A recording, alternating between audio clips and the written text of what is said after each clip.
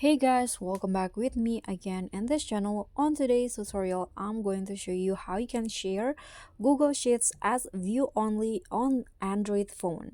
So here I'm already open the Google Sheets apps on my Android phone, and let's say I want to make this files right here. I want to share it to my friends, but I want to only share it as a view only file, so I don't want them to edit it. So I just want them to view this file. So if you want to do the same, just follow my steps here.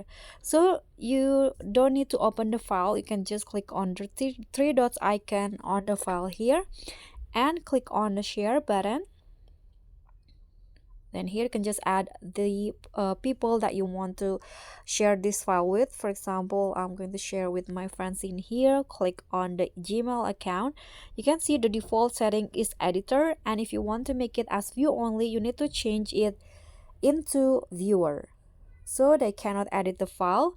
And here I'm going to choose to notify them, and you can add a message in here. For example, please review the file here, for example. After that, you can click on send at the top, and just like that, the file will be shared as view only. And that's all for me. Thank you so much for watching. Don't forget to like, comment, and subscribe. Also, click on the thanks button. Bye.